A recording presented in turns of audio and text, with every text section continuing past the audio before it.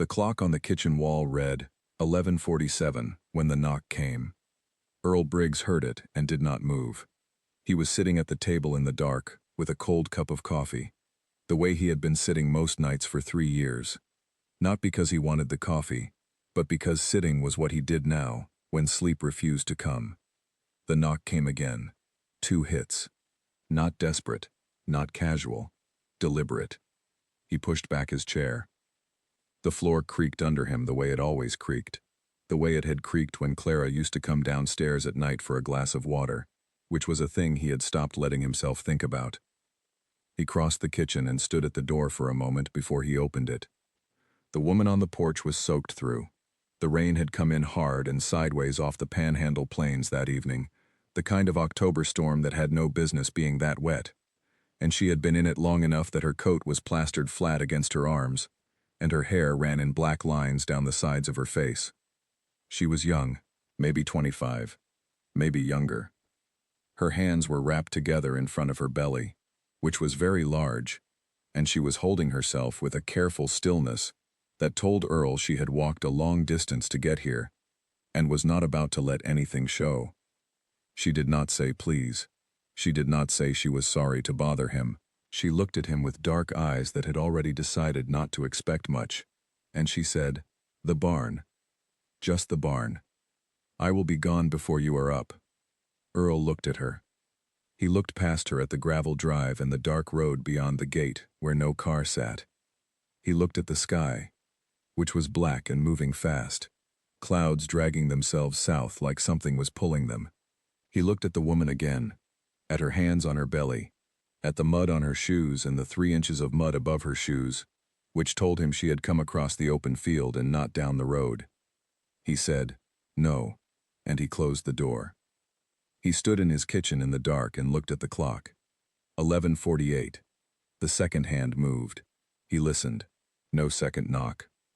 He walked to the window above the sink and looked out and could just make out the shape of her on the porch steps, sitting down, not leaving, just sitting, like she had run out of somewhere else to go and had decided to stop pretending she had options. 4.5 minutes. That is how long Earl Briggs stood at the window. He counted, because that is what he did with time now. Measured it, watched it pass, made sure it was still moving. Then he picked up his coat off the hook by the back door and put it on and opened the front door again. "Come on then," he said. He did not say it warmly. He said it the way a man says a thing he has already decided and does not need to discuss. The woman stood up without a word. She followed him off the porch and across the yard toward the barn, her footsteps soft and careful behind him, the rain lighter now but still cold, the mud pulling at both their boots with every step.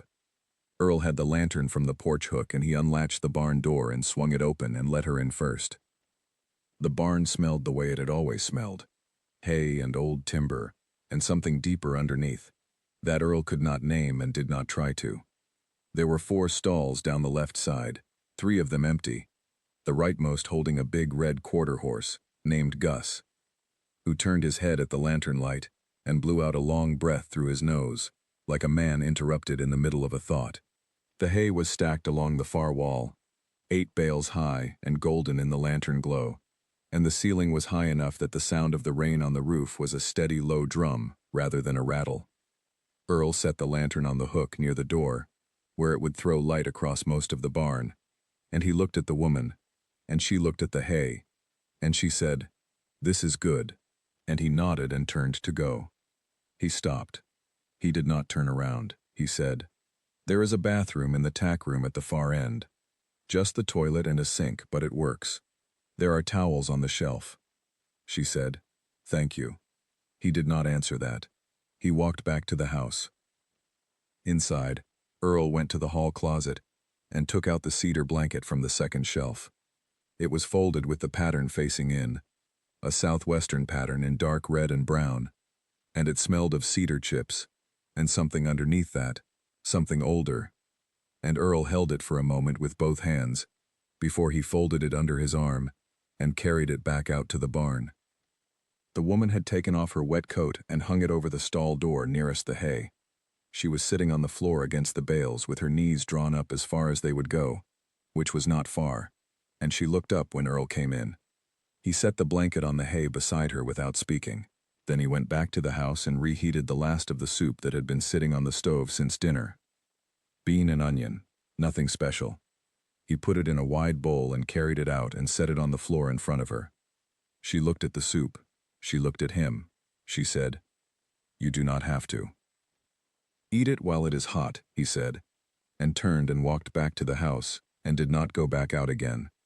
He sat at the table in the dark again and listened to the rain and did not drink his coffee, which was even colder now. He thought about three things. He thought about the gate, which he had forgotten to check. He thought about Gus, who did not like strangers in the barn, and who would probably stand with his ears pinned back all night. And he thought about the cedar blanket, which had been Clara's, which had been on Clara's side of the bed for the last 4 winters of her life, which he had moved to the closet the morning after the funeral, because he could not lie next to it in the dark one more time. He had not touched it since. The clock read 12:09. Earl got up and poured the cold coffee in the sink and rinsed the cup and went to bed. And for the first time in a long time, he did not lie awake counting the sounds of the house. He lay still and listened to the rain on the roof, and was asleep before he had finished deciding whether or not he intended to sleep. Her name was Nadia. She offered it over the soup the way people offer something they are not sure has value anymore, just putting it on the table and seeing what happens. Nadia Vasquez. And she said it the way a person says their name when they have spent enough time alone that saying it out loud to someone feels like a slightly unusual act. Earl had come back to the barn at 6 in the morning, with coffee in 2 mugs and 2 pieces of toast wrapped in a cloth, because he was not about to let a person sit in his barn in the cold without breakfast, and because the sky outside was the color of iron, and the temperature had dropped overnight, and he did not know what kind of shape she was in. He had told himself he would leave the things at the door and knock and go. Instead, he had come in and found her awake and sitting straight in the hay with the cedar blanket across her lap and the empty soup bowl beside her, and she had looked at him with those level dark eyes, and he had sat down on the feed barrel near the door and stayed. She ate the toast slowly. She drank the coffee the way a person drinks something they have been thinking about for a while. Gus had been moved by morning into a cooperative mood, or at least a resigned one, and he stood at the stall door and watched Nadia with the same sideways expression he used on most things he did not fully understand. Earl did not ask questions. That was not how he operated and had never been. But she talked anyway, in the way people talk when they have been holding something too long and need to set it down somewhere. Not because they trust the person they are talking to, but because the weight has gotten to a point where it does not matter anymore who is listening. Her husband had left in April. She said it plainly, without a drop of drama in it, which told Earl more about the situation than the words themselves did. Left in the way that meant he found the door and used it, and did not come back, and did not call.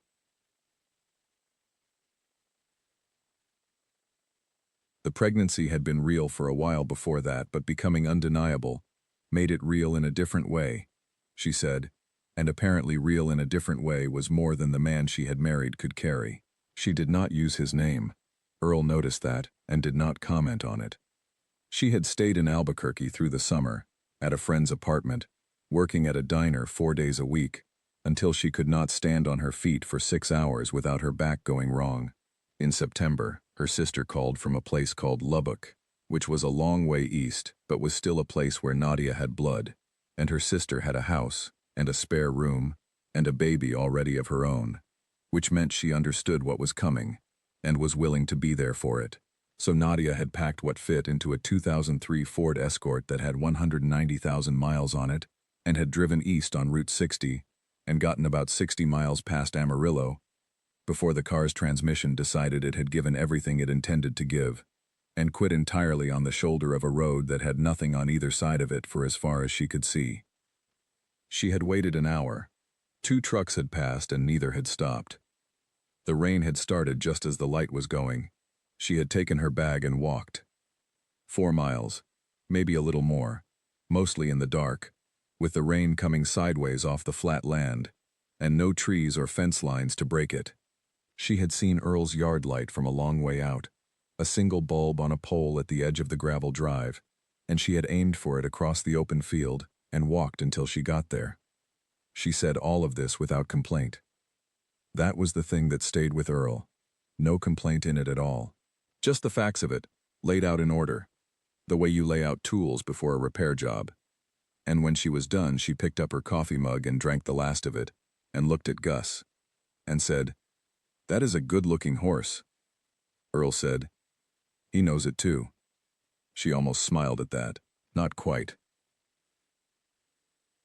but close enough that Earl caught it in the corner of his vision and looked away before she could see him notice. They sat in a quiet that was not uncomfortable, which was something Earl had not experienced with another person in longer than he cared to reckon. The rain outside was lighter now, but still present, tapping against the old tin roof in an irregular rhythm. And Gus had dropped his head and was working his way through a mouthful of hay with the steady mechanical patience that Earl had always admired in horses. The way they took what was in front of them and dealt with it without making a production of it. Earl became aware, without meaning to, that he was looking at the wall above the tack room door. Clara's saddle was there.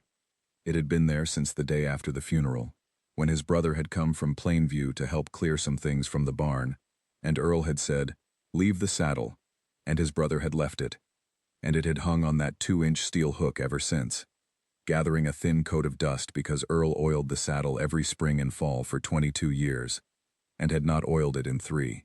He had not looked at it directly in most of that time, and he looked at it now, and noticed the dust on the leather, and noticed that the stitching along the cantle was starting to separate on the left side where the leather had dried out, and he felt a pull in his chest that was not grief exactly, or not only grief, but something mixed with it that he could not quite name.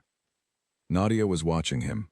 He felt that before he saw it, he turned, and she was looking at him with an expression that was careful and not unkind. She said, "You have got that look, like someone lived here that you miss." Earl looked at the floor between his boots. A long moment passed. "Go to sleep," he said. It was not harsh. It was just closing a door, gently, that he was not ready to walk through in front of a stranger on a Wednesday morning in October. Nadia nodded as if that made perfect sense, and she pulled the cedar blanket up around her shoulders and leaned back against the hay and closed her eyes. And Earl sat on the feed barrel for another few minutes and listened to the rain and looked at the saddle, and then got up and went back to the house to start the day. He had cattle to check. He had a section of east fence that had been leaning since September and needed new posts before the first hard freeze came. He had a water tank valve that dripped and a barn hinge that squealed. The ranch did not stop needing things because his mind was elsewhere. It had never stopped needing things, not in 3 years of being alone on it, and Earl had found that useful, the relentlessness of the needing, the way the land and the animals filled every hour he gave them, and then asked for more. He worked through the morning. He drove the truck out to the east pasture and checked the fence, and drove 3 new posts with the handheld driver, working steadily in the cold gray light, with his collar turned up and his breath coming in small white clouds. He fixed the valve. He left the hinge for another day because his shoulder was aching from the post driving, and there is a point at which a man must decide what a day can hold. At noon he came back to the barn with 2 sandwiches. Nadia was awake and walking slowly up and down the length of the barn with her hand pressed against the small of her back, her face carrying the particular tight expression of someone managing something they are not complaining about. Gus tracked her movement with his head over the stall door like a slow ceiling fan. She sat for the sandwich. They ate without much conversation. At one point, Nadia said, "You do not seem like a man who usually has people staying in his barn." Earl said, "I do not." She said, "Why did you come back and open the door?" Earl thought about that for a moment. Then he said, "Because you sat down on the steps." A person who is lying to get something does not sit down and wait. They knock again. Nadia looked at him. she said. That is actually a very smart way to read people. This time she did smile. A real one, quick and bright and gone almost immediately, like a match struck in a wind. But it had been there. Scava Earl had seen it. After lunch, he called a tow company out of Amarillo about the car on Route 60 and gave them the description and the approximate milepost number that Nadia had given him. The tow dispatcher said they could get to it by end of day. Earl said fine and gave his number for callback and hung up. He did not mention the call to Nadia. He was not sure why, except that it felt like something a person does when they want to help without making the helping into a whole thing that the other person has to carry around and be grateful for. He spent the afternoon checking the south herd, 34 Angus cows and 2 bulls in the lower pasture, healthy and settled, and as unimpressed with the cold as they always were. Cattle in the Panhandle grew up hard, and they stayed hard. Earl had always respected that about them. By late afternoon, the sky had gone from iron to a deep and purple gray, and the temperature was falling again.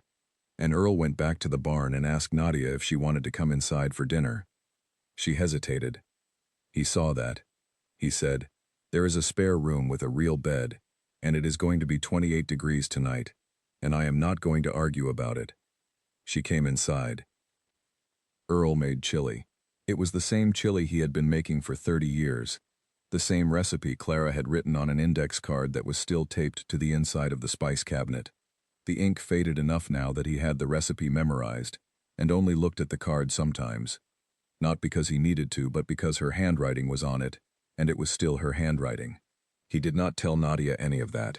He just made the chili and put it on the table, and they ate. Nadia asked about the ranch. How many acres? How many cattle? How long had he been here? Earl answered in the short, honest way. He answered everything. 640 acres. About 80 head right now. Down from 110 before he sold the north herd 2 winters back. 31 years on this particular piece of ground, though his father had cattle 40 miles west before that, and Earl had grown up learning the land before he had his own. She asked if he had family nearby. Earl said his brother was in Plainview, and his daughter was in Fort Worth. He said it the way he said most things about his personal life, which was to say he gave the information and offered nothing attached to it. Nadia did not push. She had the quality, Earl noticed, of knowing when a door was closed and being willing to stay on the outside of it. After dinner, she went to the spare room. Earl washed the dishes and checked the weather on his phone, which showed a low of 26 degrees and another system coming down from the northwest by Friday. He locked the back door and turned off the kitchen light and went to bed. He was asleep by 9:30, which was the earliest he had slept in longer than he could remember. It was the silence that woke him. Not a sound, the absence of one. The rain had stopped somewhere in the night, and the wind had dropped, and the house was perfectly still, in the way that old houses in open country get still, when the weather is holding its breath between events. And that particular silence pulled Earl up out of sleep at 3:09 in the morning, with his eyes already open, and his mind already working, before he had decided to be awake. He lay still for a moment, listening. The house gave him nothing. Then came a sound from outside and to the left, which was the direction of the barn, and it was not a loud sound, not anything you would call a cry, more like the sound a person makes when they are holding very still against something that is moving through them. A single low exhale through locked teeth, the kind of sound that is not meant to be heard, but carries across 20 yards of cold night air to a man who is already listening for it.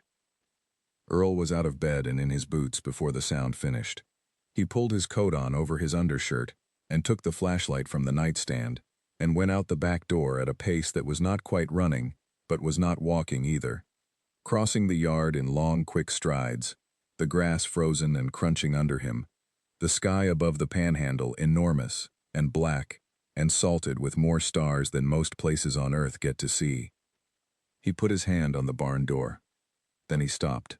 He stood outside the barn door in the freezing dark and took one full breath and let it out slowly, because what was on the other side of that door was going to require everything he had, and he was 61 years old and had been alone on this ranch for 3 years, and the last time he had been in a situation that required everything he had not had enough.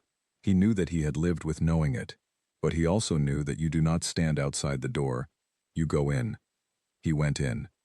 Nadia was in the center of the barn floor, not in the hay where she had been sleeping, but on the flat boards, on her hands and knees, her back curved, her hair loose and hanging down around her face.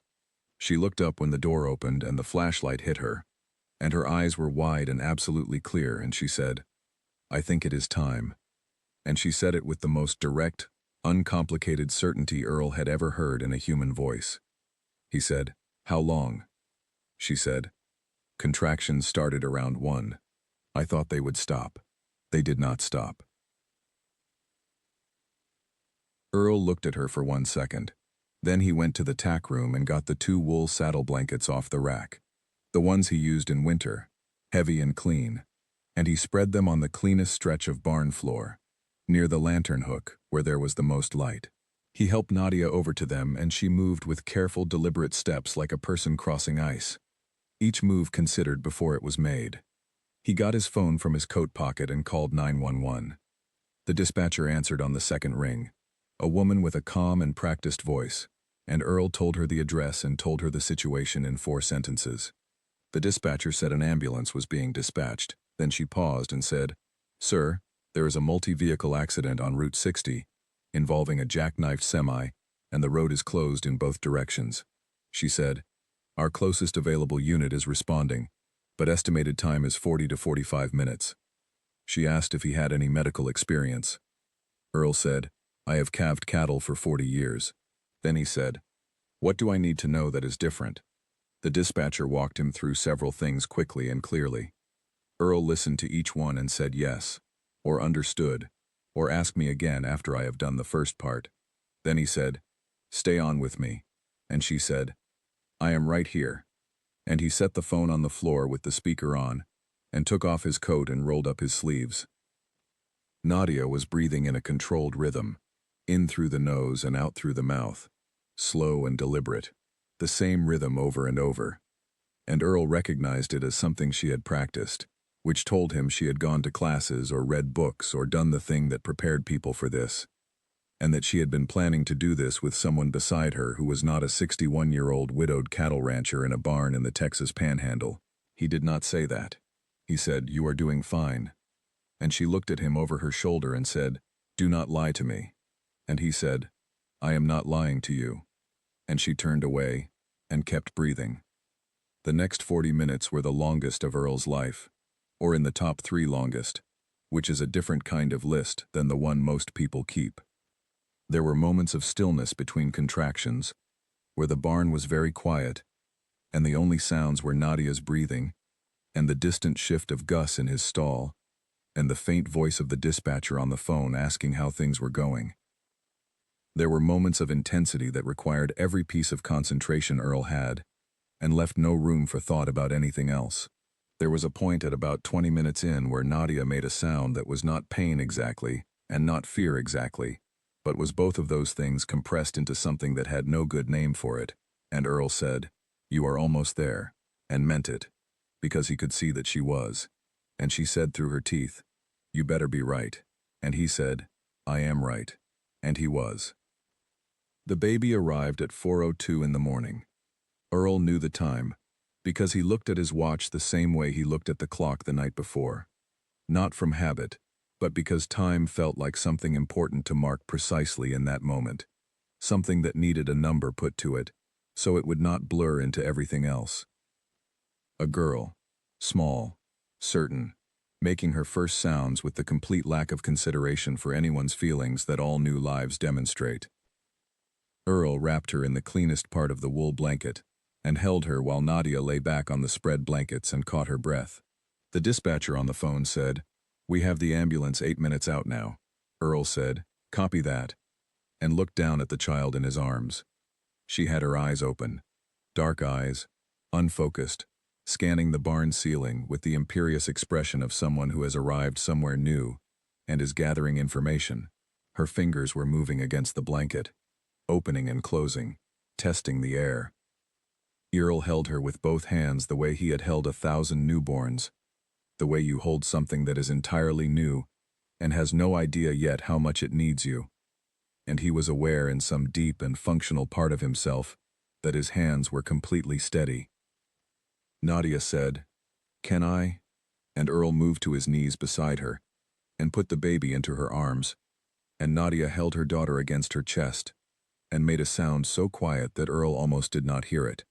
A single sound, low and private, meant for no one. The sound of a person at the end of something and the beginning of something else, both at once.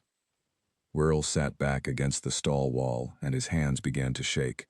He looked at them as if they belonged to someone else. He put them flat on his thighs, and they shook against his legs for a while, and then gradually stopped. The barn around him was the same barn it had always been, the timber and the hay smell, and the old cedar, and somewhere underneath those things, the particular worn-in warmth of a place where a woman had spent part of every day for 22 years tending horses she loved. Earl sat in all of that, and did not try to think about any of it directly. He just sat. The ambulance lights came through the barn door slats at 4:11, red and white strobing across the straw, and Earl got to his feet and unlatched the door and waved the paramedics in. There were two of them, a man and a woman, both young, both fast and efficient, and entirely professional, and they moved through the barn with the quiet certainty of people who had done this before and were not going to make it dramatic. They checked the baby. They checked Nadia. They put them both on the stretcher with the small and practiced tenderness of people who understood that this mattered and did not need to be told that it mattered. Yeah. The female paramedic looked at Earl while her partner stabilized the stretcher, and she said, "Sir, are you all right?" Earl said, "Fine."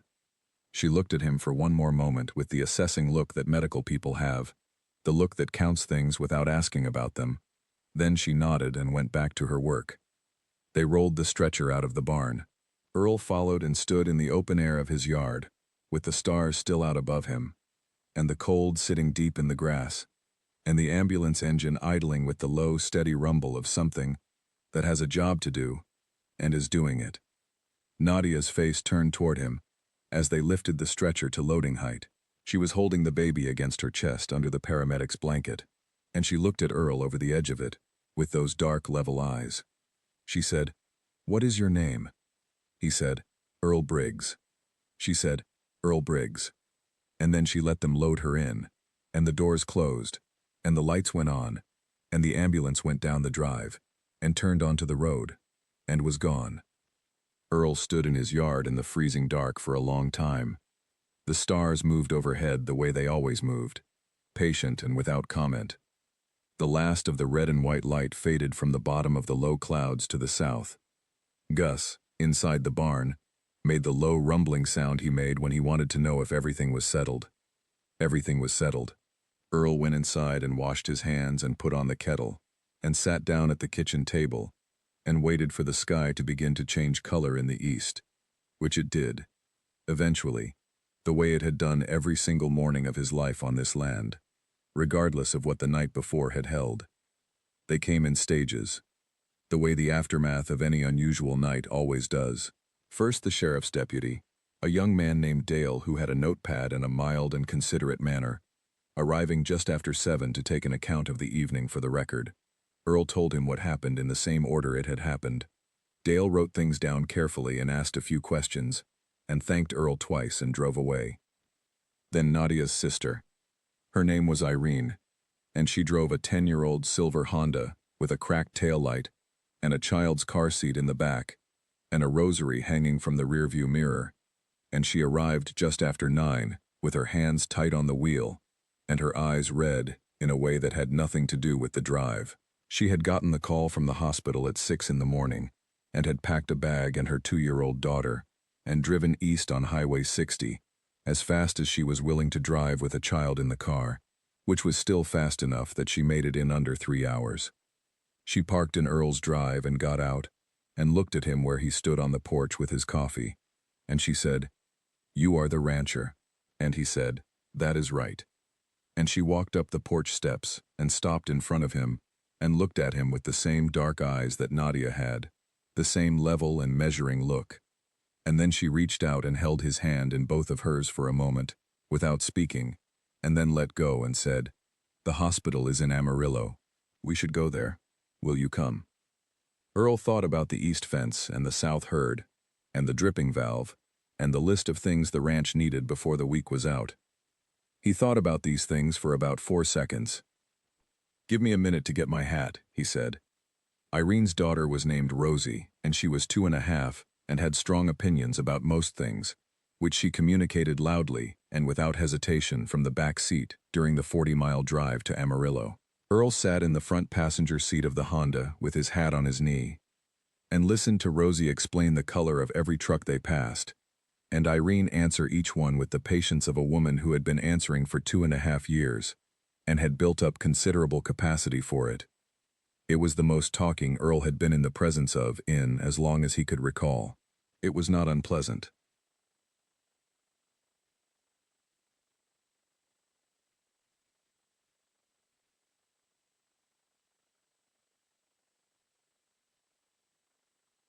The hospital was a large building off Coulter Street, with a parking lot that charged $3 an hour, and a lobby that smelled of floor cleaner and recycled air.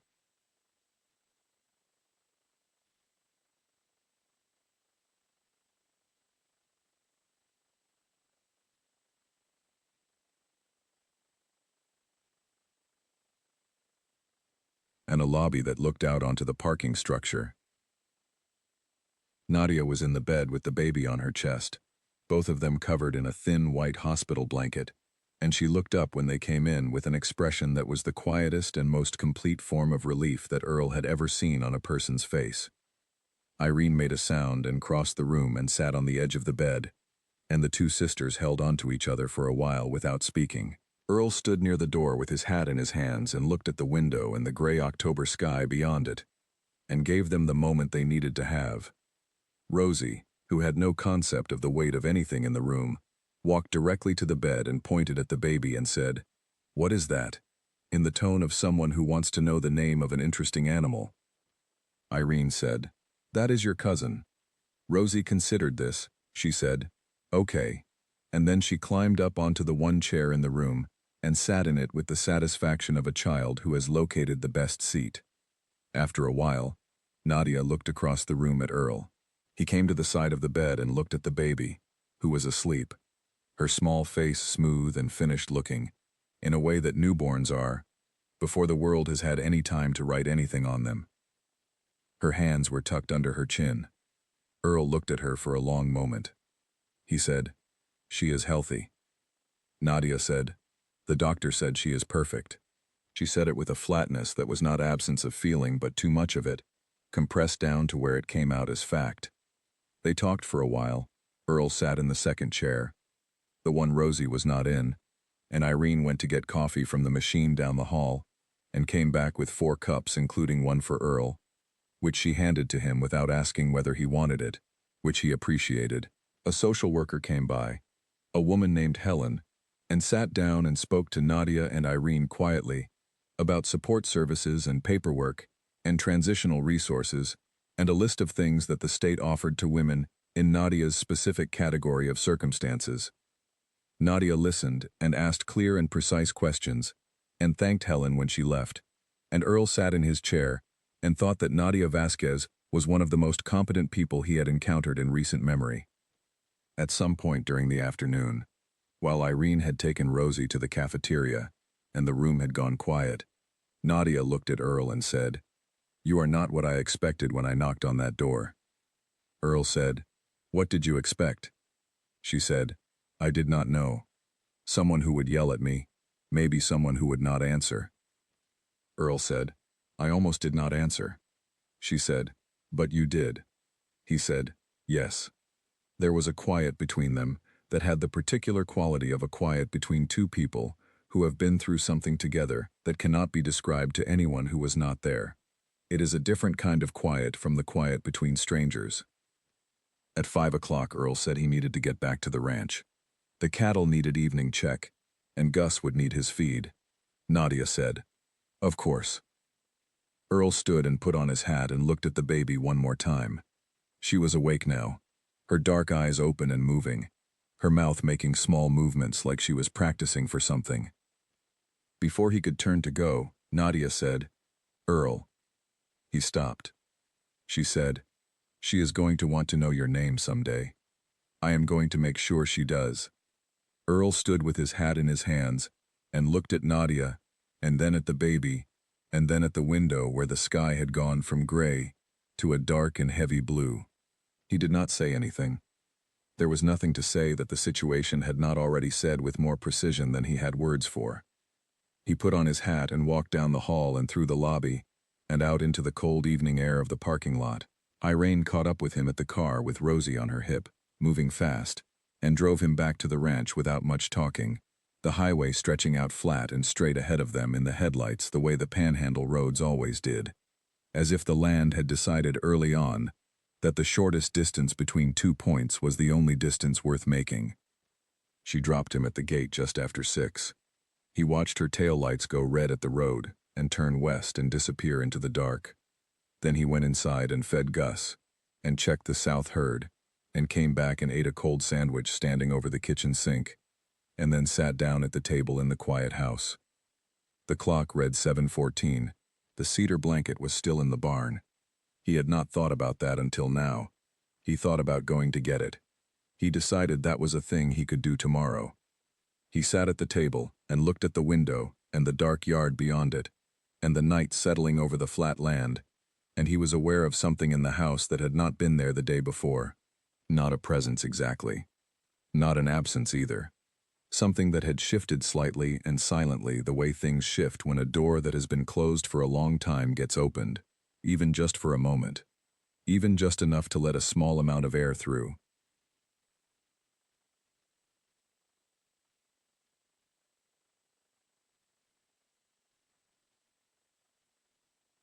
He sat with it a while.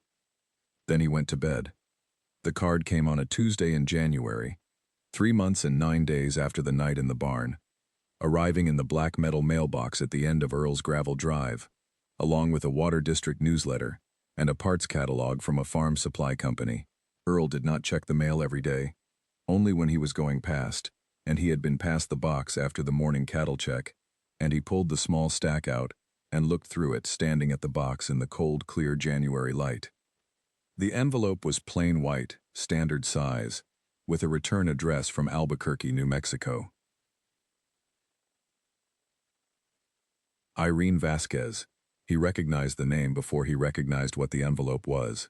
He stood at the mailbox and looked at it for a moment, then put it under his arm with the other mail, and drove the truck back up to the house. Inside, he set the parts catalog and the newsletter on the counter and sat down at the kitchen table and opened the envelope with his pocket knife, careful along the top seam. Inside was a folded piece of paper and a photograph. The photograph first. He looked at it for a long time before he unfolded the letter. The baby looked like she had grown considerably in 3 months, which he knew was what babies did, but the pace of it still surprised him. She was awake in the photograph, sitting slightly propped against what appeared to be a couch cushion with Irene's daughter Rosie on one side and a small knitted bear on the other. Her eyes were open and dark and looking directly at the camera with the same level and considering expression her mother had, the same quality of attention, already fully formed at 3 months, as if she had arrived with it already in place. Her hands were open at her sides. She was wearing a yellow shirt with a duck on it. She was wrapped in a blanket that Earl knew before he looked at it closely. The southwestern pattern in dark red and brown. The cedar blanket, the one that had been on the hook in the barn. He had forgotten he had not gone back to get it. Or perhaps he had not forgotten. He was not entirely sure which. He looked at the photograph for another moment, and then unfolded the letter. Irene had written it by hand, in careful rounded letters, and it was brief and honest, and did not waste any of his time with things that did not need to be said. She wrote that Nadia and the baby had been staying with her in Albuquerque since the week after the hospital. She wrote that Nadia was doing well and was already looking at work options, and that she had the kind of forward motion that made Irene believe she was going to be all right. And Irene had been watching Nadia long enough to know the difference between someone who was going to be all right and someone who was saying it. She wrote that Rosie was convinced the baby was hers and supervised her at all times, with an authority that everyone in the house found exhausting and wonderful in equal measure. Then she wrote, "Nadia asked me to tell you the baby's name. She said you would understand why she did not tell you at the hospital. She said the name needed a little more time before she could say it out loud. The baby's name was Clara Nadia Vasquez." It was written in the middle of its own line on the page. Earl read it. He read it again. He set the letter down on the table flat and put both of his hands on the edge of the table and looked out the window at the January yard, at the brown winter grass and the bare sky, and the barn in the middle distance with its old tin roof catching the low winter light and throwing it back in a long, flat gleam. He sat there without moving for a while. Outside, a pair of hawks were working the updraft over the south pasture, tilting and banking in the cold, clear air, with the unhurried expertise of things that have been doing one thing for a very long time. Earl watched them. They rose and fell and turned and did not come down. The name had come at him sideways, the way the hardest things always do, not head-on where you can brace against them, but from the side, from a direction you were not watching because you were watching everywhere else. He had not known it was coming, and he had no preparation for it, and it had arrived in a plain white envelope on a Tuesday in January, and now it was in him, and there was nowhere to put it that was separate from himself. He got up and went to the kitchen counter and poured coffee that was 2 hours old, and drank it cold, and it tasted of nothing, and of everything at once, the way coffee tastes when you are not really drinking it. He thought about Clara, not about her dying, which was where his mind usually found her when it went looking. The last months, the hospital, the particular awful way she had gotten smaller while he stood there, unable to make it not happen. Instead, he thought about her in the barn, which was where she had spent part of every morning of the years they had together, moving between the stalls with a calm authority that the horses responded to, the way they responded to weather, just accepting it as part of the natural order of things.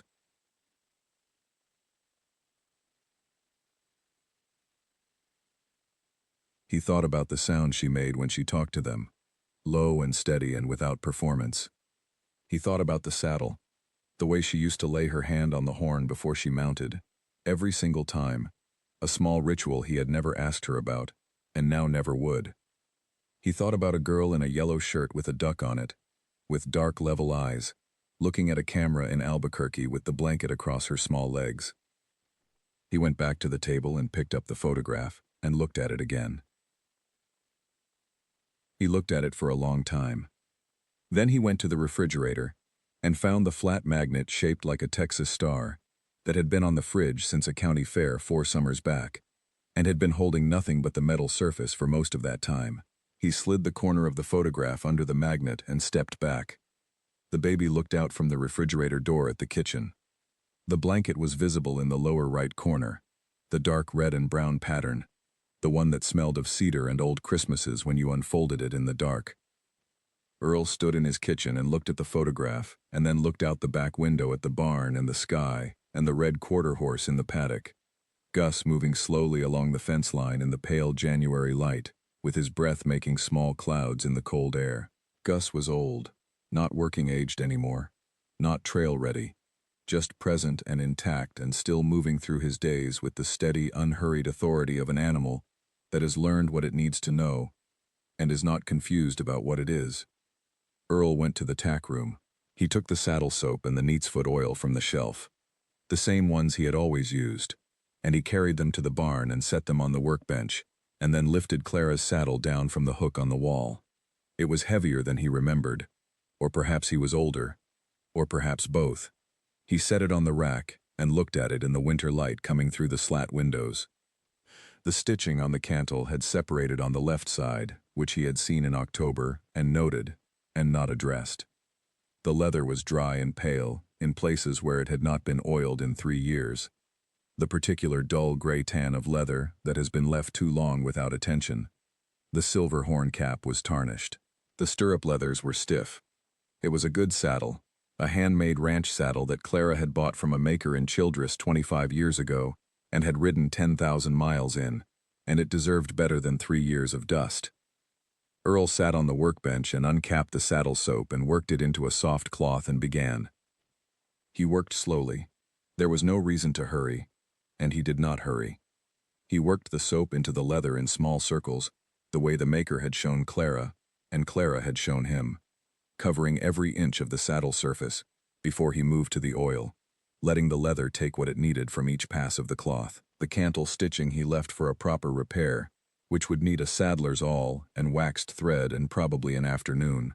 But he could do it, or he knew a man in Canyon who could do it better. That was a thing that could be addressed. It was simply a thing that needed doing and had not been done, and now it would be done. Gus had come to the stall door and was watching Earl work with the expression he always wore when something in the barn was happening that he could not directly involve himself in, which was a kind of alert and mildly offended patience. Earl said, "Do not look at me like that." Gus blew out a long breath and turned his head a few degrees to indicate that he was not impressed with this response. Earl worked for an hour. The saddle came back to something recognizable under the oil, the leather darkening and deepening in color, the surface gaining back its flecks and the particular sheen of something that is well made and properly maintained. When he was done, he stood back and looked at it, and it looked like itself again, which was what he had been working toward. He put the saddle back on its hook. He washed his hands at the tack room sink. He stood in the barn doorway for a moment and looked out at the January afternoon, the flat land running out in every direction, under a sky that was pale and cold, and so large it made everything beneath it seem exact and small and precisely placed. He thought about writing Irene back. He would write and thank her for the photograph and ask about Nadia and ask about the baby. He would find a way to put into words what you say to a woman who named her daughter after the thing you lost, which was something he had no template for, something that would require more than one draft on a notepad before he found the right shape for it. He thought about Clara Nadia Vasquez in Albuquerque, 3 months old, growing at the pace all new things grow, changing every day, becoming more and more herself with every day that passed. He thought about the saddle on the wall, clean and ready. He thought about Gus in the paddock, old and slow, but still present and still moving. He thought about Irene's line, the last thing she had written in the letter before she signed her name. Nadia says you will understand why she chose that name. She says you are the kind of person who will know what to do with it. Earl was not entirely sure he was that person, but he was willing to try to be. He went inside and found a piece of paper and sat down at the kitchen table and picked up a pen.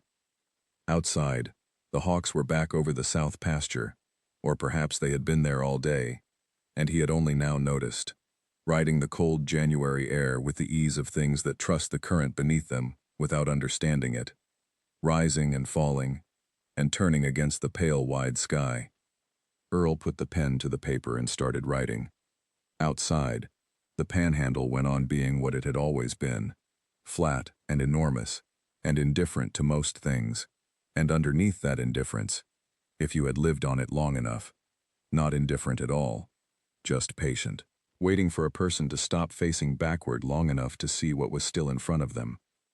Gus pushed his nose against the paddock rail and breathed a long, warm cloud into the cold air, and waited for his evening feed, which would come, because it always came, because the man in the house always came back out. Earl wrote the first line and then the second, and then kept going, and the kitchen was warm, and the photograph on the refrigerator looked out at the room with dark and steady eyes, and the saddle hung clean on its hook in the barn where it had always been, where it would stay, where it belonged.